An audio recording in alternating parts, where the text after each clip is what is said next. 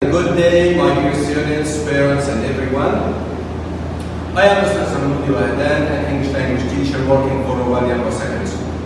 Today we are going to explain Unit 5, Lesson 2. As we already know that Unit 5 speaks about work and play, and we have here Lesson 2, making and spending money.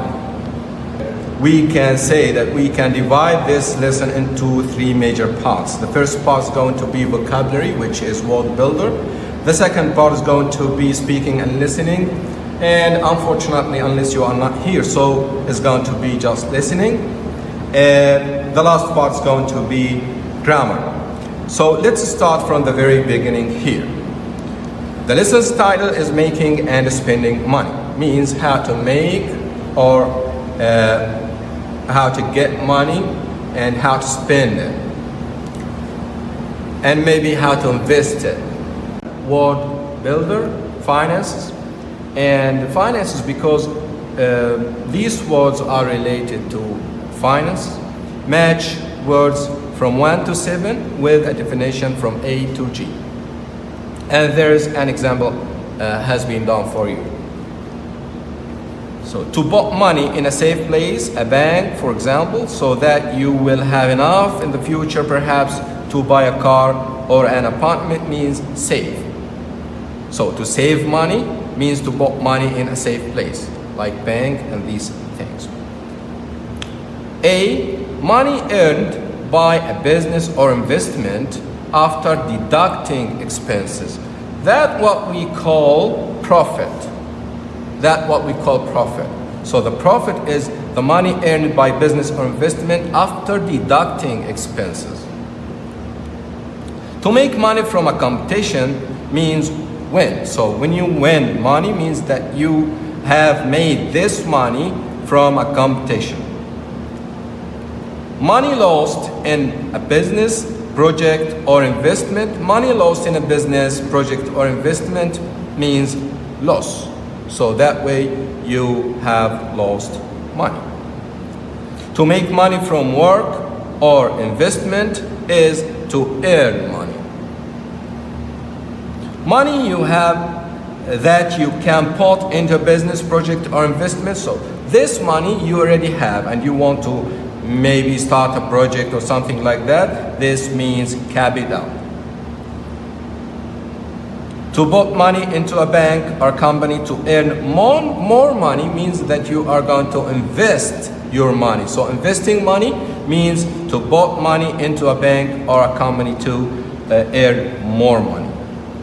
Now then, exercise number B. Complete sentences using appropriate form of word from the list in exercise 1A. This exercise. So you are going to use these words here, completing these gaps down there.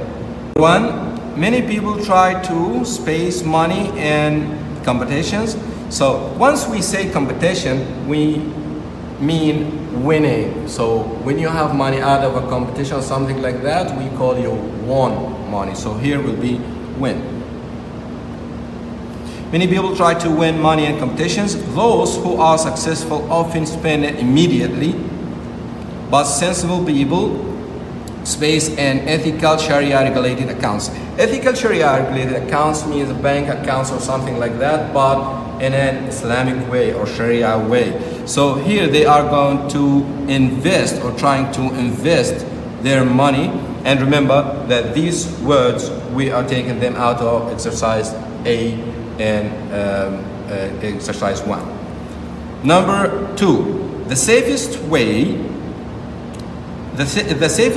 to space money is through a bank saving or deposit account. So the safest way to save money for sure, as we have already known here, that saving money is putting money in a safe place.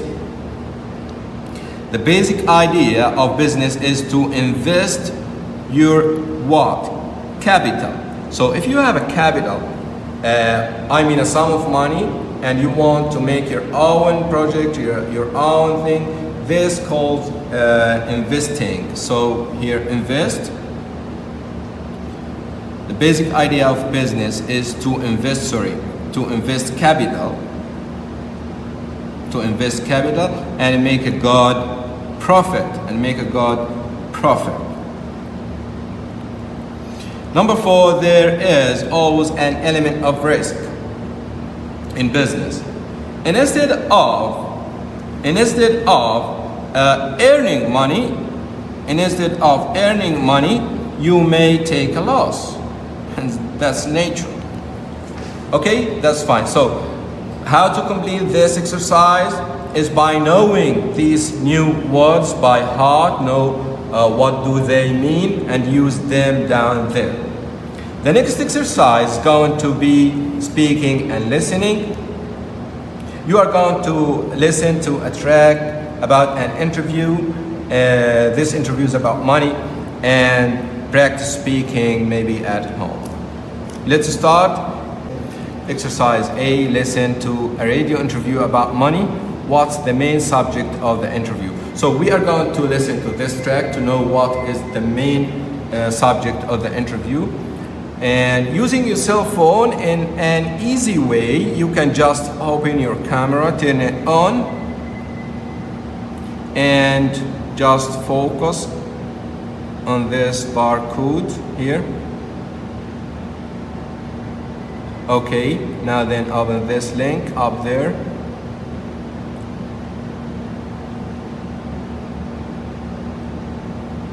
And by the way, I want to thank the Ministry of Education very much for helping us doing this. And now then you can find speaking, listening, AB. You just press it. When you press on, just here,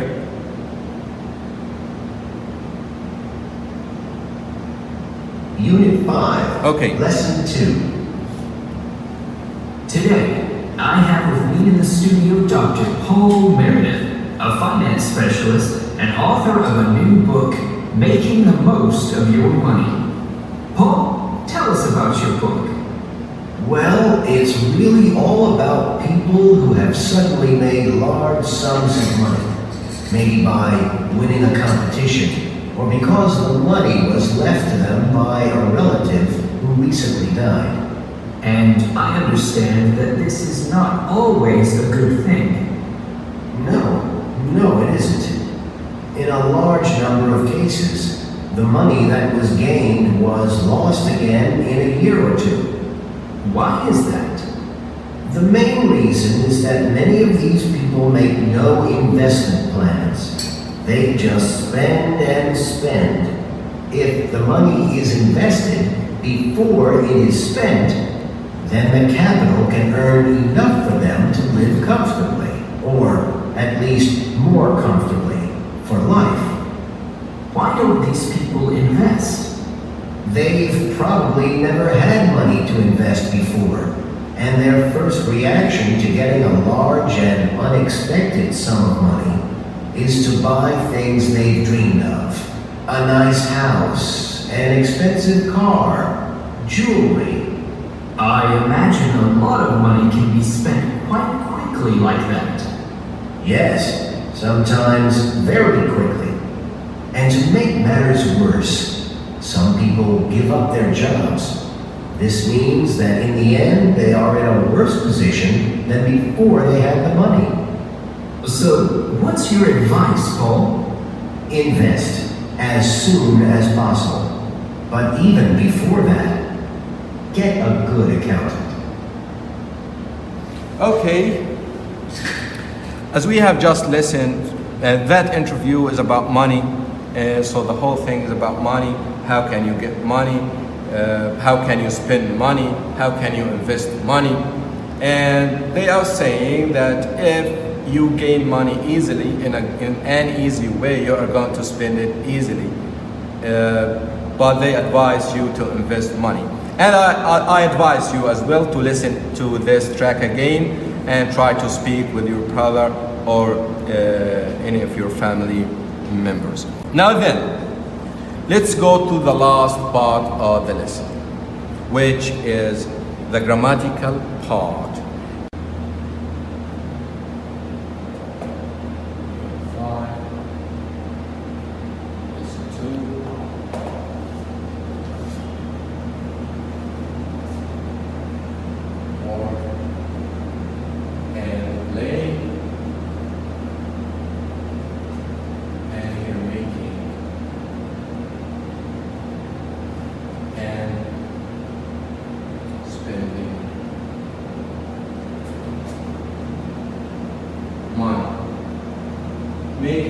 spending money.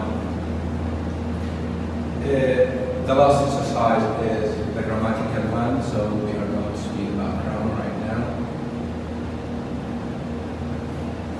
Here we are going to speak about the passive, or different forms of the passive.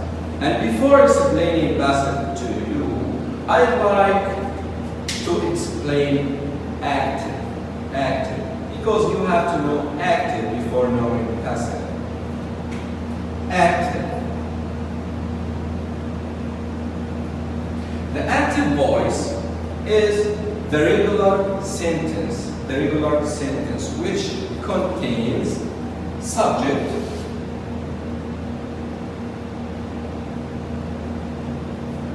verb, and object. This is the normal structure of the simple sentence: subject, verb, and object. If we say Ahmed, for example, eats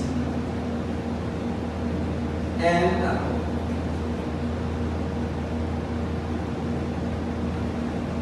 This is the first example.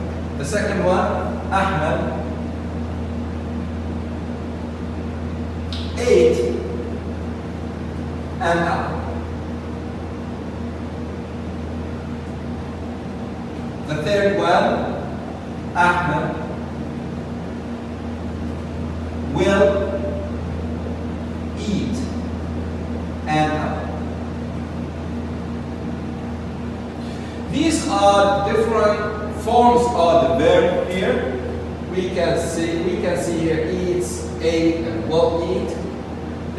For sure you know that eats is in the present simple tense, and ate is in the past, will eat is in the future. We can write down here present simple, past simple, and future simple for sure. Future simple. Okay. Now then, if you look at these examples, you will recognize that the active voice, we focus on the subject. We focus on the person, the doer of this action. We do not focus on the object. So the most important thing here in active voice is the subject, not the object. On the other hand, when we speak about passive,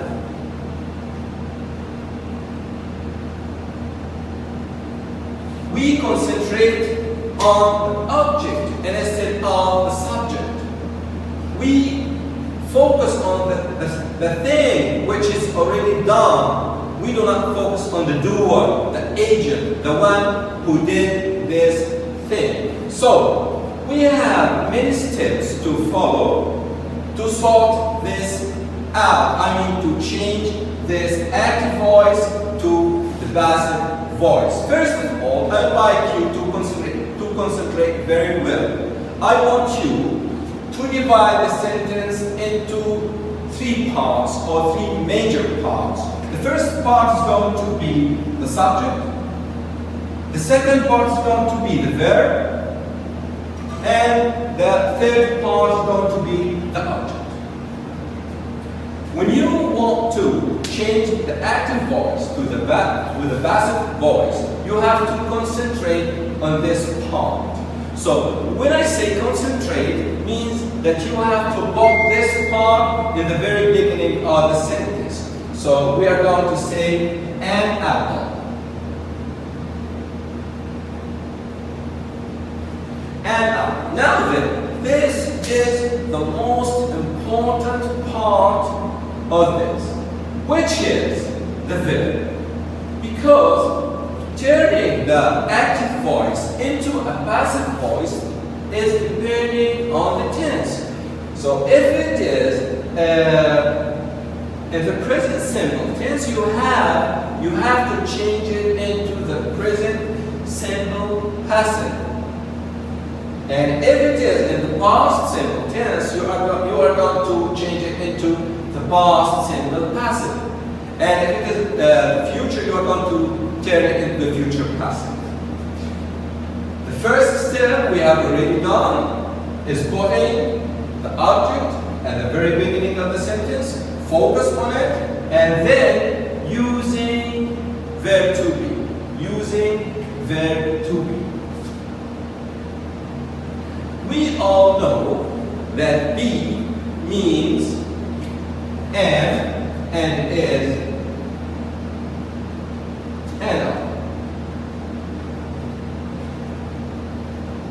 In the passive case, we just need those two verbs after the verb be. Is and are. So, if the original sentence, the active voice sentence is in the present, you are going to use it this way.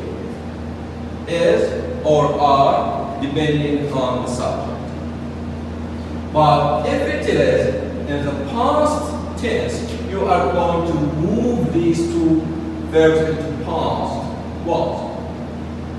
Or when? Was or when? Otherwise, in the last sentence, if you are going to speak about the future, something will be done in the future, you are going to use the auxiliary verb or the helping verb, and you have to put be after it. So it will be will be. After doing this step, you are going to the last step maybe, which is the past participle. The past participle of the verb. So, after putting your subject at the very beginning of the sentence, you are going to use the verb to be at the same tense which is in the active voice. So, if it is in the present simple tense, you are going to use the present simple passive here. If it is in the past simple tense, you are going to use the past simple passive here. If it is in the future simple tense here, you are going to use the future passive here. So following these rules, we'll solve this out. And it's easy. So an apple. An apple is a singular subject. It's not plural. So we are going to use is as we are speaking about this sentence, which is in the present simple tense. So first of all, we are going to put this is. So an apple is. Then we have to use the past participle of the main verb in the sentence, which is eat. And as all of you know, that eat as infinitive becomes ate, as past simple becomes eaten. And the past participle. We need this form, the past participle, the third form of the verb. So an apple is eaten. An apple is eaten. And if we do the doer of the action, we have to write by here. So an apple is eaten by somebody. If we know him or her, we are going to write down his name. Here we know him. He is Ahmed. So Ahmed eats an apple in an active voice. When we move it to the passive voice, will be an apple is eaten by Ahmed. Okay? Is it easy? Fine. The next one, sentence number 2. Ahmed ate an apple. Here we are speaking in the past simple tense. So we have to use it in the past simple passive. We are going to put this object here. And the first part would be a subject. So an apple again. An apple. But because here it is in the past simple tense, we are going to move it to the past simple passive. We are going to use was, otherwise use where. Unless it's singular here, we are going to use was for sure. Was. So an apple was, and we are going to use the past participle tense, which is eaten. And we are going to do the same thing, which is by. The last example we have here is Ahmed will eat an apple. We are speaking about the future, so we are going to move it into the passive voice in the future. And in the future, you will use will and be. Will be, can be, could be, shall be, should be, must be, and these things you know, okay? So we're going to say an apple, an apple will be before using the past participle. An apple will be eaten by the agent. The agent is the one who did the action, the doer of the action.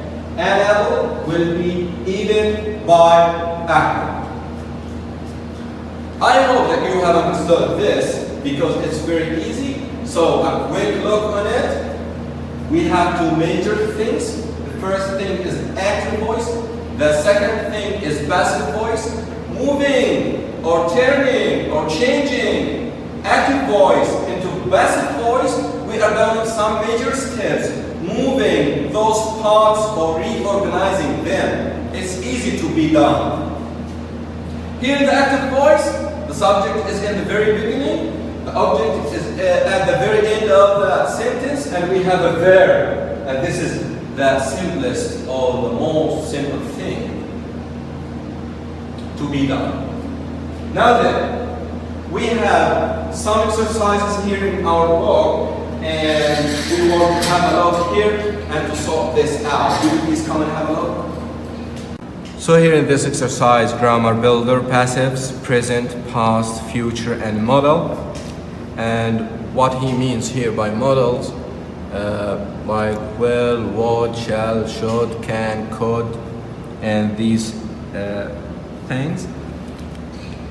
As we have just mentioned that present passive, we are going to use it. Let's do it here. Present passive. We are going to use subject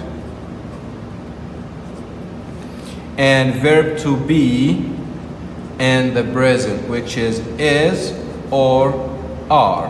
Then the past participle. The past participle. Then if we know the agent of this action, we are going to write by and then the agent. Okay? If the sentence is in the past, will be subject, but here will be was or were as the past form of the verb to be. And then the past participle, and if we know the doer of the action, the agent will be down here. Fine. If it is in the future, will be will plus be will be and the past participle. Let's go ahead and solve this exercise out. Here, he wants you to look at the sentences below and underline the verb construction. The first one is done for you. Number one, sometimes thousands of dollars are won by one person. Are won. Here, this part shows us that this sentence is in the passive voice. Number two, the main prize was won by 29-year-old man. So we shall underline this, was won. The fortune was lost again in a year or two. financial advice will be provided to all winners. $10,000 can be spent, can be. This is a model, can. So in case of models, you have to put be. Like this part here will be in the future tense. The money should be. This is also a model. So he has just mentioned two models which are can and should. You have to put be after them.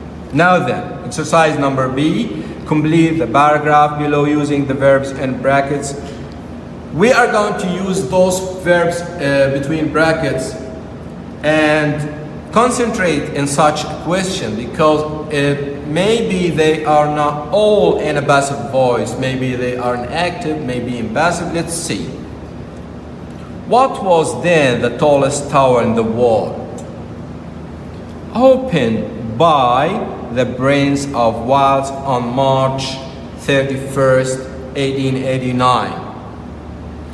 As we notice here that the prince who did that action is not at the very beginning of the sentence.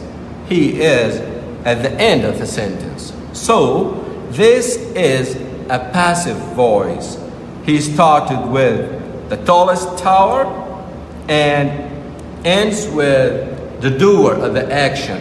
So it's clear that it is a passive voice. Using this verb between brackets depending on the tense of the sentence. What is the tense of this sentence? What was then the tallest tower in the world opened by the Prince of Wales on March 31st, 1889? That was a very long time ago. So it's clear that it is in the past. So we are going to use the passive voice in the past. So following the rules which we have just clarified before, we are going to write was because the tower is singular and we have to put the past participle of this verb which is opened as it is a regular verb. As I explained to you before that getting the past form of the regular verb is by adding ed. Actually d, ed or ied, but let's say ed is the major thing. The Eiffel Tower built for the International Exhibition of Paris at cost of $1.5 million and still 300 meters tall. So the Eiffel Tower, is the Eiffel Tower the doer of the action? No, it is not. So it's a passive voice. Is it already built? Yes, long time ago. So we have to use the past passive. Unless the Eiffel Tower is a singular, so we have write was, and then the past participle of the verb build is built. And build is an irregular verb. If you don't know the past participle of this verb, just go to the back side of your student's book, page 78. You are going to find some good irregular verbs. You have to know them. 78, 77, 78. Fine. Here. So if you want to have a look, build, where's the verb build? Build is here. Build. We need this form, the past participle form, built. Gustav Eiffel's design, choose from over 700 proposals. Oh, okay. So we are now speaking about a design. We are not speaking about the man who did this action. We are speaking about the thing which has been done. Right. So it's a passive voice, clear that it is a passive voice. We are going to use was because design is a singular, so we are going to use was and the past participle form of the verb choose, which is chosen. And once again, if you don't know the past participle of a verb, just go back to page 78. For example, this one is choose, choose, chose, chosen. So we need this form, chosen, fine. Although not everyone accepted at first. So everyone, not everyone, means that it is an active voice. And unless this action happened a long time ago, we are going to just use the past form of the verb accept, will be accepted. 2.5 million still rebels. So those are plural, big amount. Not only one rebel, it's 2.5 million still rebels were used in its construction, and the tower weighed approximately 7,000 tons. This remains till today. The weight of the tower is about 7,000 tons. It's not a thing happened in the past and finished. No. So it's a present simple tense. It's a case. It remains as it is. So weights will be like this, weights, unless it is a present simple tense.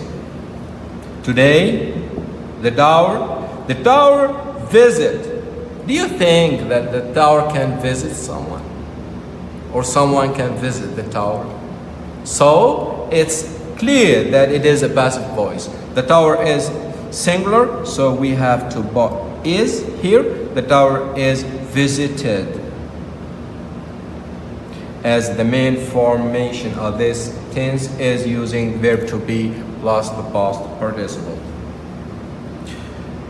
As we have mentioned before, that will and can, we use be after them, and gaps for you to sort out and send them back to me. We're going to contact in our YouTube channel. If you have any comments and anything to say, I'm waiting your replies down there, down the video, I mean. Thank you very much for listening. But before finishing my speaking about this lesson, actually I have some advices for you about coronavirus. Let me introduce you some advice about coronavirus, which becomes a global health emergency and spreading around the world. So to reduce coronavirus infection, you have to wash and dry your hands frequently. Always avoid touching your eyes, nose, and mouth, especially when in public. Use hand sanitizers regularly. Practice good food safety and eat food which is rich in vitamins and minerals. That's all for today, and thank you very much. And on behalf of Rawadi Secondary School, I wish you